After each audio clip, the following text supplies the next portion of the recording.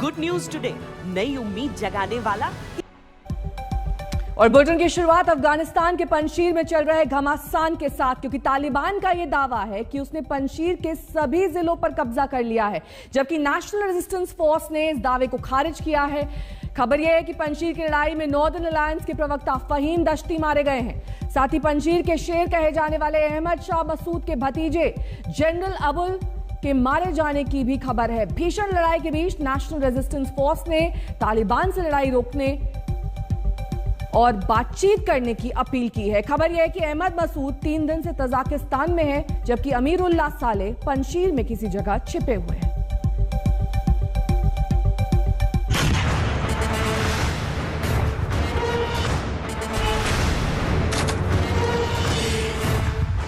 क्या पंजशीर पर तालिबान ने कब्जा कर लिया है?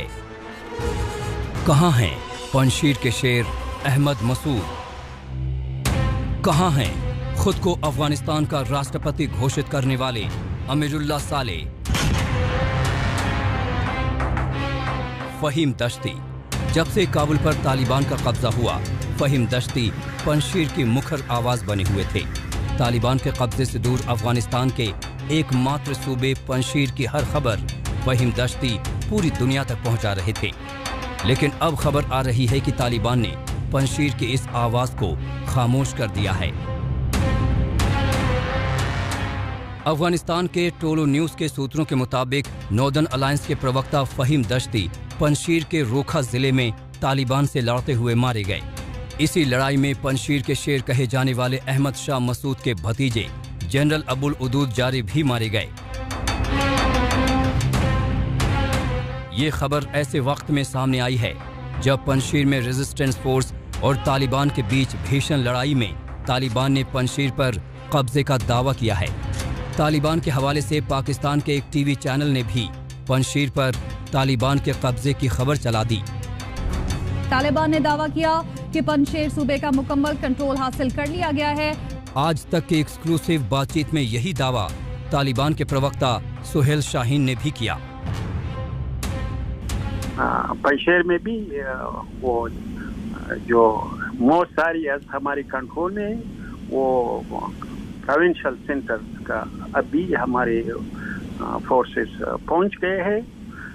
तो इंशाल्लाह उधर भी नॉर्मलसी और पीस रिस्टोर हो जाएगा, जैसे दूसरे शहरों में और प्रोविंसेस में है इंशाल्लाह। हालांकि तालिबान को पंजशीर से बचाने के लिए लड़ रहे रेजिस्टेंस फोर्स ने इस दावे को झूठा करार दिया है। सूत्रों का कहना है कि तालिबान ने सिर्फ सेंट्रल पंजशीर पर कब्जा किया है और वो भी सड़कों तक सीमित है। पंजशीर घाटी अभी भी तालिबान के कब्जे से दूर है। ताजिकिस्तान में अफगानिस्तान के राजदूत जहीर अकबर ने भी कहा है कि पंजशीर में भीषण लड़ाई जारी है, लेकिन वहां अभी तालिबान का कब्जा नहीं हुआ है।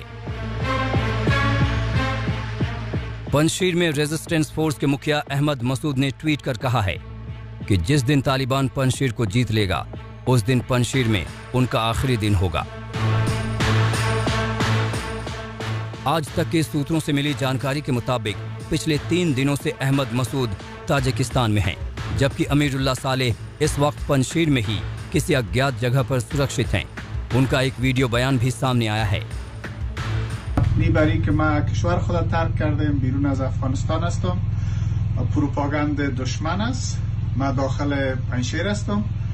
در پایگاه خود هستم. جلسات متعدد با فرماندهان ما داشتیم. با شخصیت‌های سیاسی وضعیت مدیریت میکنیم. در این شک نیست که दोनों तरफ के अपने अपने दावे हैं, यानी पंजशीर की तस्वीर अभी पूरी तरह से साफ नहीं है, लेकिन इतना तो साफ है कि पंजशीर की जंग अब तालिबान के लिए नाक की लड़ाई बन चुकी है, जबकि रेजिस्टेंस फ्रंट के कमांडर अहमद मसूद और अमीरुल्लाह सालेह के लिए ये जिंदगी और मौत की जंग है। आज तक ब्यूरो। तो सवाल ये कि क्या तालिबान ने पंजशीर पर कब्जा कर लिया है? आज तक से एक्सक्लूसिव बातचीत में यही दावा तालिबान के प्रवक्ता सुहेल शाहीन ने भी किया। जी, अफगानिस्तान, सारे अफगानिस्तान हमारे कंट्रोल में है। उधर हमारी आज़ादी और नॉर्मल सी रिटर्न हो चुके हैं, रिस्टोर हो चुके हैं और अफगान आवाम बहुत खुश है जी। और पंशेर में भी वो जो मोस्ट सारी हमारी कंट्रोल में वो प्रोविंशियल सेंटर्स का अभी हमारे फोर्सेस पहुंच गए हैं। तो इंशाल्लाह उधर भी नॉर्मलसी और पीस रिस्टोर हो जाएगा जैसे दूसरे शहरों में और प्रोविंसेस में है इंशाल्लाह। तो अफगानिस्तान जो ये इनकलाब था, ये ऑक्यूपेशन के खिलाफ था, अफगानिस्तान के अवाम के लिबरेशन के फोर्स के तौर पर इस्लामी इमारत ने 20 साल से जहाद आज़ादी लड़ी, वो कामयाब हो गए। तो ये हुकूमत लोग अवाम का हुकूमत है, अफगानिस्तान का अवाम का हुकूमत है जो और हम एक्सपेक्ट कर रहे हैं दूसरे ममालिक के अफगानिस्तान के अवाम के उसकी उमंगों को, उसकी इंस्पिरेशन को रिस्पेक्ट करते हुए उसके रिकॉग्नाइज करें। आप ये लगातार दावा करते हैं, अभी भी आपने कहा सुहेल जी कि पंजशीर की जो बात है वो ख़त्म हो चुकी है, वहाँ आपका कब्जा हो चुका है, लेकिन पंजशीर में आप दाखिल भी हो चुके हैं। लेकिन तस्वीरें जैसी आपने अफगानिस्तान के राष्ट्रपति भवन को कब्जे में लिया उसकी दिखाई, क्या कोई तस्वीर पंजशीर पर कब्जे की है? अगर है तो फिर आप उसे दिखाते क्यों नहीं, जारी क्यों नहीं करते? अच्छा, मैं आपको भेजूंगा इंशाल्लाह। तो सुहेल शाहीन को आपने सुना। अब अहमद मसूद पंजशीर को लेकर क्या कुछ कह रहे हैं, सुनिए।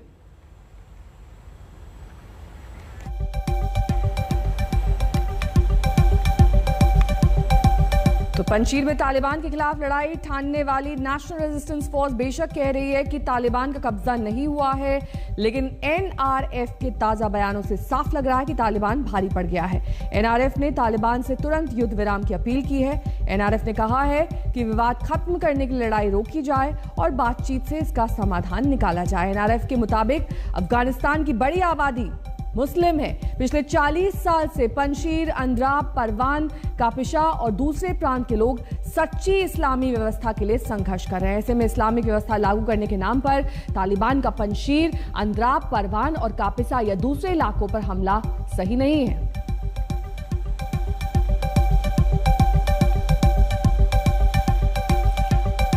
अशरफ वानी मेरे सहयोगी इस वक्त तमाम जानकारी के साथ जुड़ गए हैं। अशरफ, लाख दावे तालिबान कहे कि पंजशीर उनका हो चुका है, लेकिन असल में क्या चल रहा है? क्योंकि पंजशीर पर कब्जा करना मतलब पूरे अफगानिस्तान पर दरअसल तालिबान का कब्जा, और एक तरीके से वही एक जो कहते हैं कि सिंबल है पूरे अफगानिस्तान पे कब्जे को लेकर।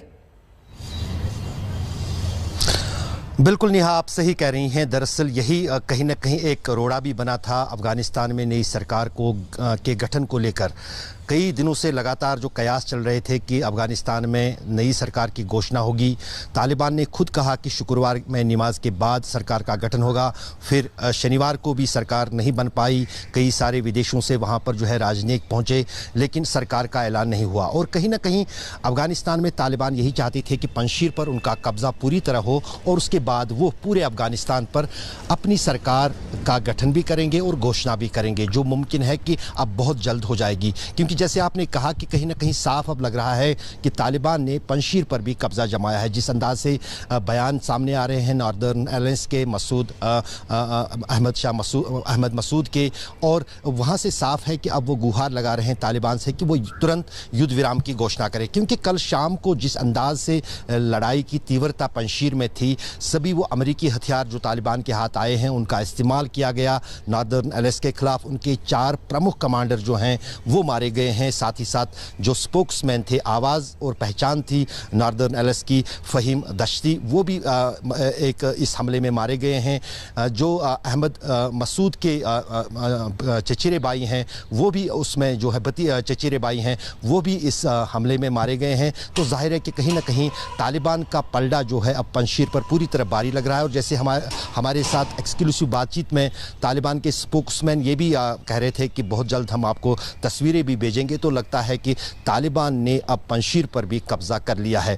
कल जो हमें सूत्रों से खबरें मिल रही थी पंजशीर से, वो यही मिल रही थी कि जब सेंट्रल डिस्ट्रिक्ट जो पंजशीर का दिल कहा जाता है वहाँ पर तालिबान के लड़ाकू घुसे थे, उसके बाद देर शाम तक वहाँ पर जो है कई सारे नॉर्दर्न अलायंस के लड़ाकू ने सरेंडर किया। ये तालिबान का दावा है। अब इसमें कितनी हकीकत है वो आने वाले कुछ घंटों में बिल्कुल साफ हो जाएगी। बहुत बहुत शुक्रिया अशरफ इस तमाम जानकारी के लिए आपका। और इस बीच पंजशीर के ताज़ा हालात पर शशि थरूर का चौंकाने वाला ट्वीट सामने आया है। शशि थरूर ने कल ट्वीट किया, पंजशीर से बुरी खबर आ रही है, तालिबान ने इलाके में अपनी पकड़ मजबूत कर ली है। मेरे सूत्रों ने संदेह जताया कि वहां रेजिस्टेंस फोर्स टिक पाएगी। साले ने एक दोस्त को बताया कि 3 घंटे पहले एक दोस्त ने उनके सामने हेलीकॉप्टर उड़ान से बाहर निकलने की पेशकश की थी, लेकिन उन्होंने मना कर दिया था। बलिदान के बिना देशभक्ति का कोई अस्तित्व नहीं है।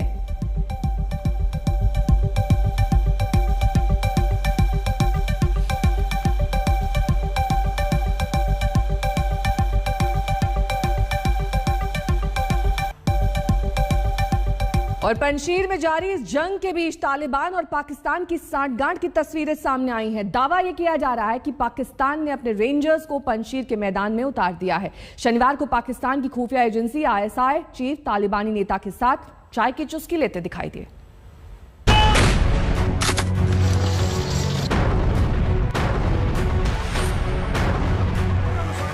तालिबान से पाकिस्तान की यारी किसी से छिपी नहीं है, लेकिन काबुल में तालिबान के साथ शनिवार को ISI चीफ की चाय पर चर्चा से इस दोस्ती पर मुहर लग गई।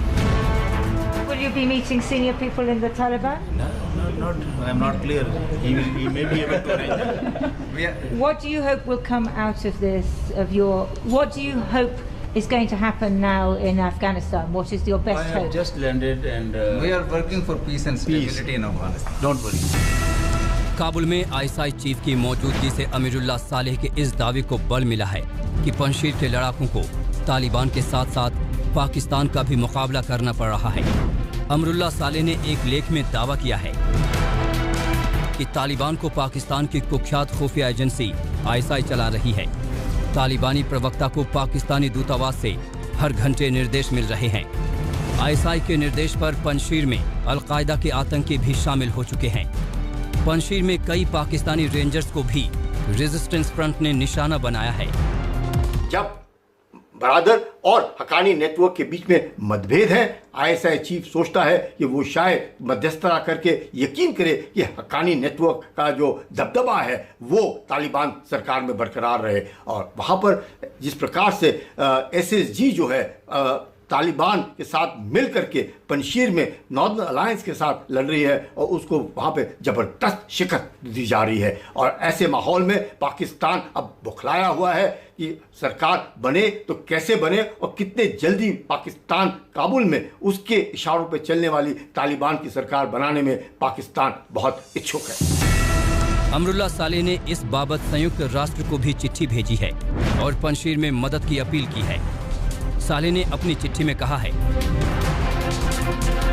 काबुल में तालिबान के कब्जे के बाद पंजशीर पहुंचे 2.5 लाख लोग घाटियों में फंस गए हैं। पंजशीर में तालिबान ने सप्लाई रोक दी है, जिसकी वजह से ये लोग अमानवीय संकट से जूझ रहे हैं। सालेह ने लिखा कि अगर अंतर्राष्ट्रीय समुदाय ने पंजशीर को नजरअंदाज किया तो बड़े पैमाने पर मानवीय तबाही देखने को मिलेगी। सालेह ने पत्र में अंतर्राष्ट्रीय समुदाय के सामने पंजशीर में तालिबान के हाथों सामूहिक हत्याओं और नरसंहार की आशंका भी जताई है। सालेह का ये पत्र इस बात का सबूत है कि पंजशीर में हालात किस हद तक भयानक हो चुके हैं। ऐसे में सवाल उठता है कि सालेह और मसूद की सेना कब तक तालिबान के आगे टिक पाएगी। We have been under invasion of the Taliban, their Al-Qaeda allies, terrorist groups from the region and beyond, as usual backed by the Pakistanis. We have held the ground, we have resisted. The resistance is not going to surrender, it's not going to bow to terrorism, and it's going to continue. There are difficulties. Afghanistan का पंजशीर प्रांत अब महज जमीन का एक टुकड़ा नहीं रह गया है। ये उन तालिबान विद्रोहियों की उम्मीदों का आसमान बन चुका है, लेकिन पाकिस्तान की एंट्री ने पंजशीर के संघर्ष को मुश्किल बना दिया है। दिल्ली से मंजीत नेगी के साथ आज तक ब्यूरो।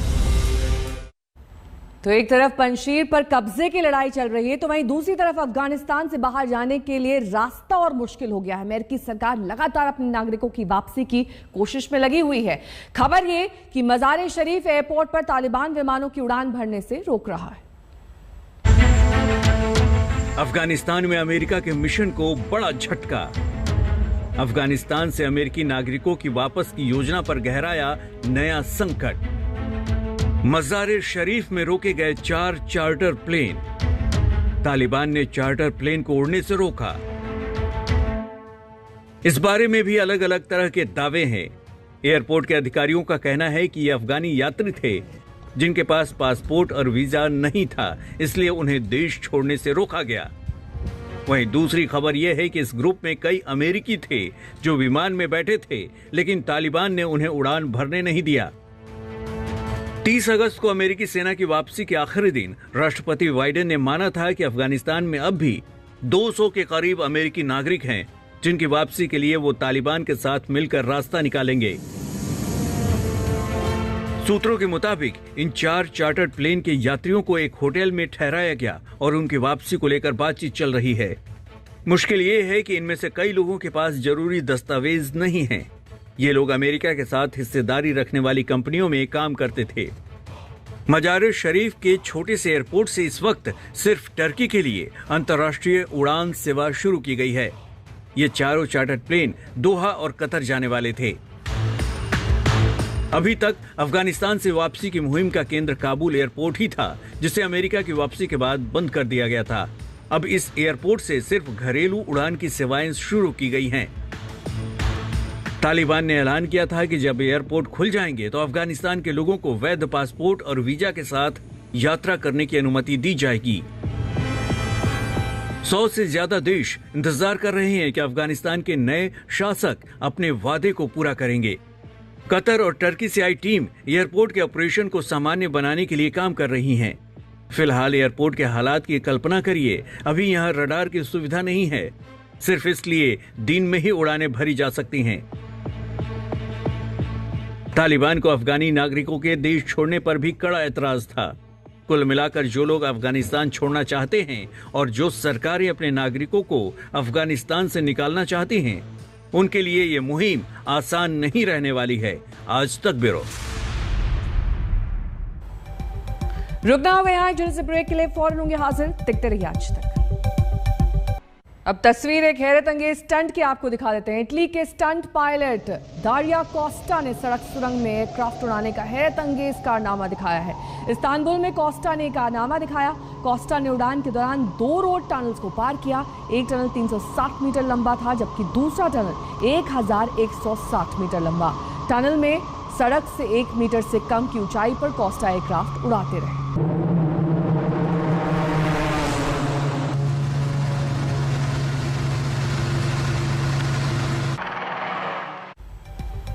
रुकना होगा यहाँ, जल्द से ब्रेक के लिए फौरन होंगे हाजिर। देखते रहिए आज तक।